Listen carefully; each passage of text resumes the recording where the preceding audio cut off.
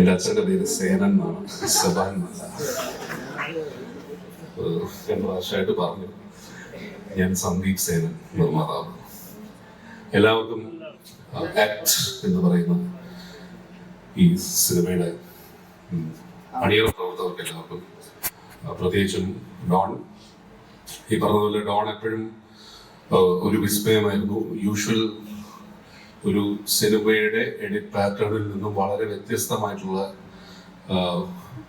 ഒരു എഡിറ്റിംഗ് വിസ്മയമായി ഞങ്ങളൊക്കെ, എന്നെയൊക്കെ കോളേജ് കാലഘട്ടത്തിൽ ഡോൺ ഇങ്ങനെ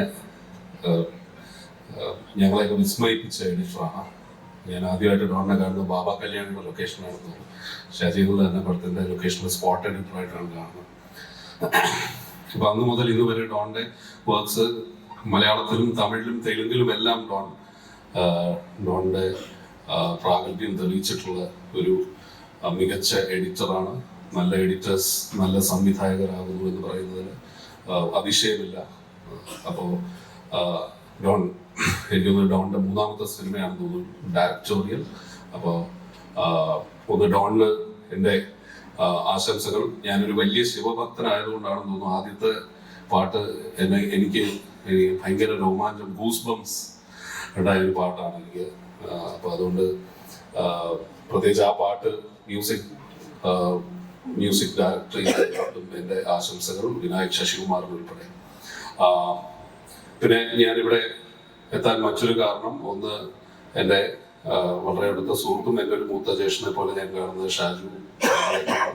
അദ്ദേഹം എൻ്റെ സിനിമയിൽ അഭിനയിച്ചിട്ടുണ്ട്. അദ്ദേഹം വളരെ നല്ലൊരു വ്യക്തിത്വത്തിനുടമയും ഒരു അതിഗംഭീര നടനുമാണ്. അദ്ദേഹത്തിന്റെ വളരെ വ്യത്യസ്തമായിട്ടുള്ള ഒരു ഇതാണ് ഞാൻ നേരത്തെ ട്രെയിലറിൽ നമ്മൾ കണ്ടത്, പാട്ടിൽ കണ്ടത്, സോറി.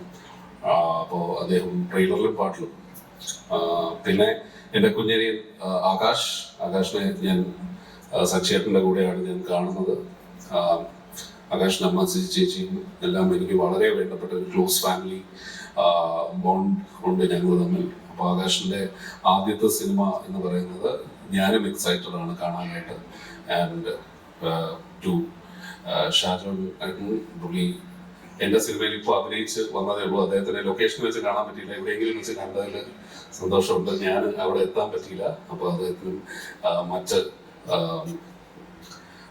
ഇതിൽ അഭിനയിച്ച നയന എൻ്റെ സുഹൃത്താണ്. മറ്റ് എല്ലാ artist, actors and all the technicians, ഈ സിനിമ ഒരു ഗംഭീര വിജയമാവട്ടെ എന്ന് ആത്മാർത്ഥമായി പ്രാർത്ഥിച്ചുകൊണ്ട് വാക്കുകൾ നിർത്തുന്നു. Thank you.